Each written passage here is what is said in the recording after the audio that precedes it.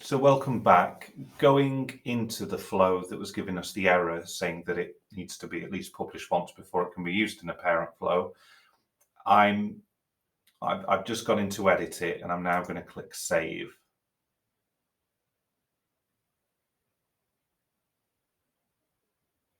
So that's saved. I'm now going to attempt to run it again. So if we click Cloud Flows on the left, search helper, object operations, turn on.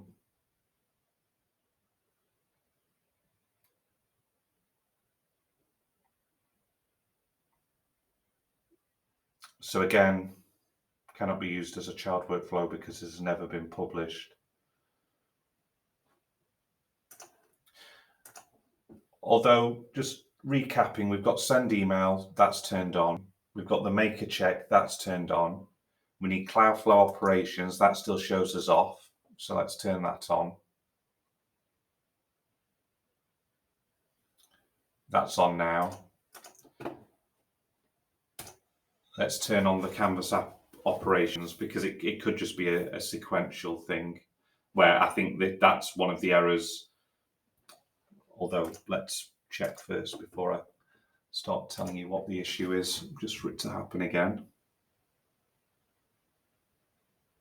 Yeah. So what it'll be is that flow would have been dependent on one of those prior flows that wasn't actually turned on. So it wasn't actually anything too major, but shows the criticality of the order. So we've got all of the helper ones on. I'm now going to do this in a specific order. So this one, cleanup helper, check deleted business process flows. So I'm just going to expand.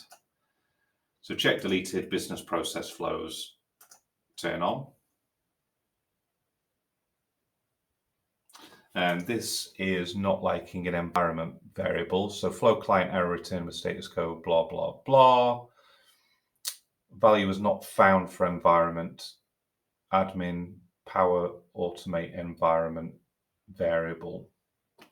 And that's probably just because it's not been populated. So if we come back to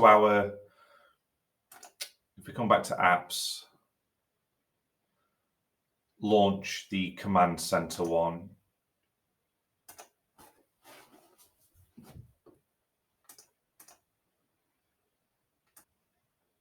On the left, click the wrench. And let's look for our automate.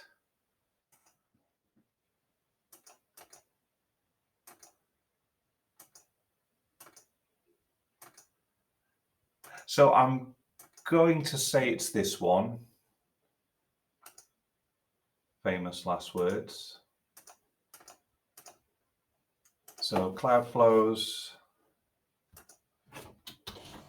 helper,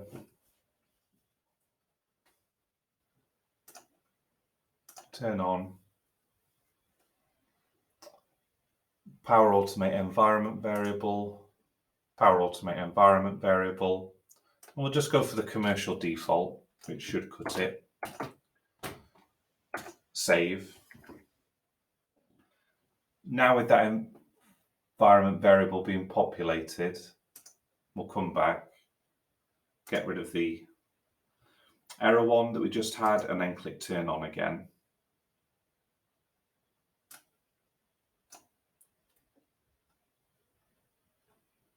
So that's cracked that one.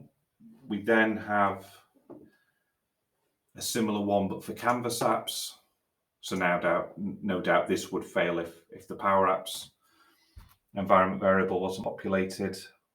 And what we'll actually learn from this is definitely the required environment variables.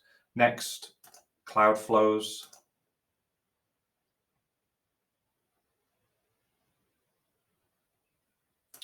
Next, custom connectors.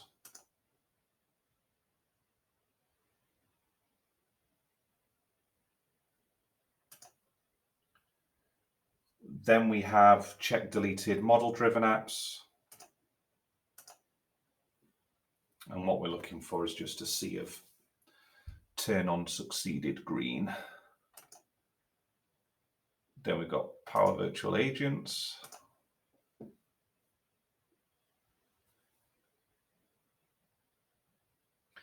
Then we've got Solutions.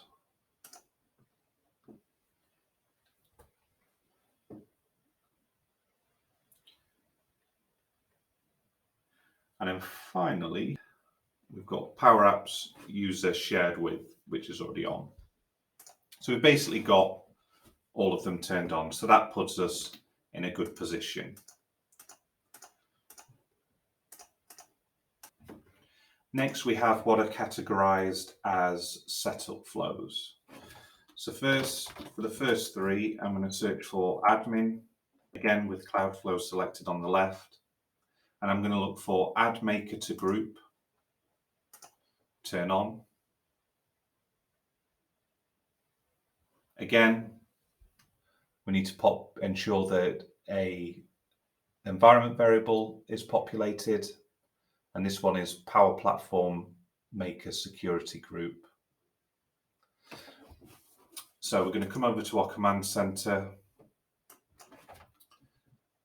And we've got Maker Group ID, which makes sense because if you think about it, if that flow is going to handle adding makers to a predetermined group, it's not going to be able to do it without a group to add users to. So I'm just going to pause up the video here whilst I create a suitable group to use for this purpose. What I've actually decided to do as part of this, and because of the nature of it, especially when setting up a Centre of Excellence, I've actually decided to get the Microsoft 365 group by way of a Microsoft team, called it Power Platform Makers. I've now got the ID. Populate that environment variable that was preventing us from running the flow, come back to the flow, get rid of the error, turn on.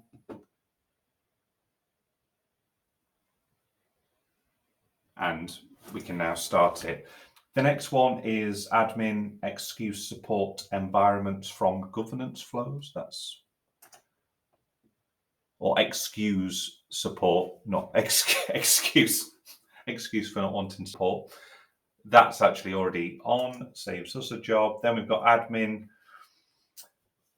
pipe sync template v3 configure emails, which is this one that's already turned on. We've then got a series of 4 flows prefixed with command center, which appear to be the only 3 of which are turned on, apart from the get M365 service messages, and possibly some of these would have already been turned on actually at solution import stage if I had populated all of the environment variables, which I'm going to put together a comprehensive list just to note all the ones that definitely needed to be entered. So this one is for the admin tenant ID. So I imagine that's going to be the Azure AD tenant ID is what it's referring to, but I'll confirm that. Okay, so by way of the command center app with the tenant ID specified, we're now going to turn this on. And it's actually called tenant ID, the variable in the command center. So that definitely spells out to you which ID it's after. And that's all of those turned on. We now have one that's prefixed with DLP, data loss prevention policy, now known as just data policy.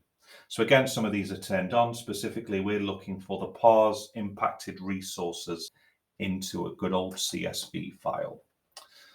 So that one's actually already turned on, so ignore that. Then got a couple of others that are classed as these setup ones, and that is admin pipe sync template v3 connectors, which is this one here.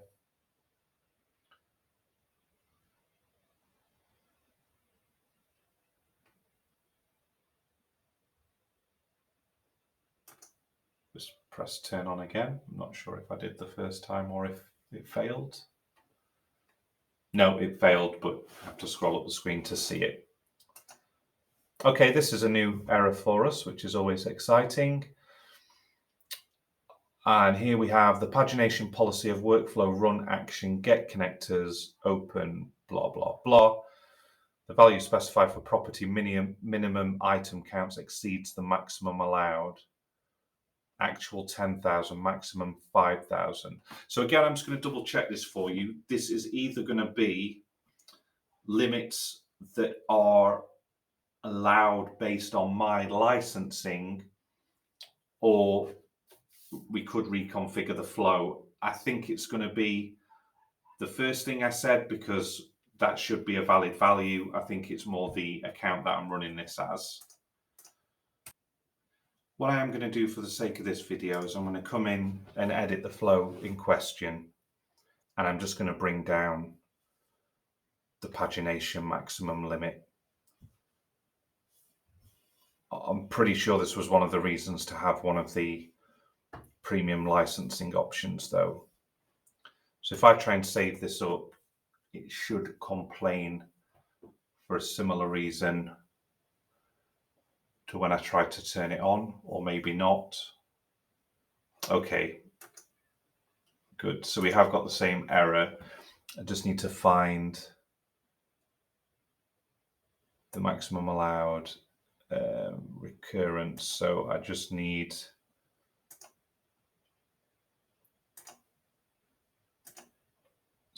going to no doubt be in one of these. So settings, or there's pagination.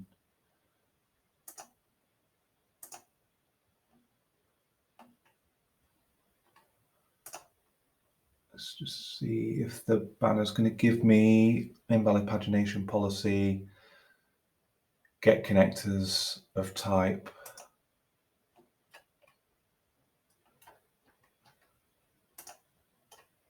So if it's a get, here we go. So I'm just going to set this to 5,000. Save.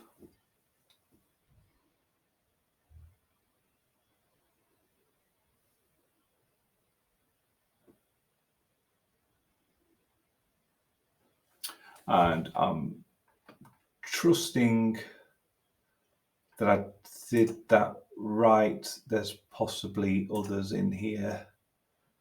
Get connector record settings.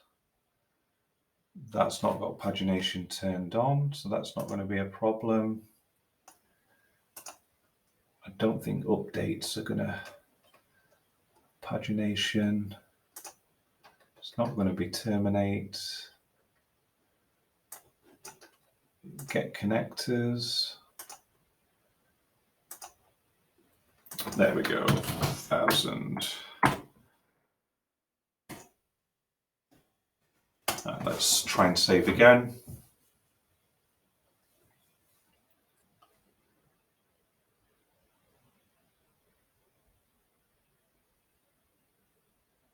Okay, it was happy to save.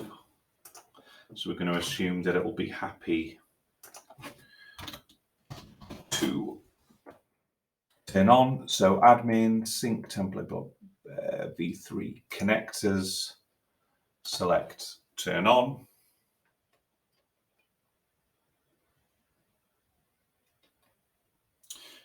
And we're successfully on. So just for the sake of keeping each video concise, and just because I've started to like using Stream to create these videos, there is a 15-minute limit, which forces you to keep things short and sweet, especially if you're a rambler like me. So I'm going to leave this part with all of what's classified as setup flows turned on. Previously, we got the child flows turned on, and in the next part, we'll turn on the inventory flows. So that's going to be kind of the main flows, if you will, that's going to make use of the helper and the admin flows as well. Thank you for watching.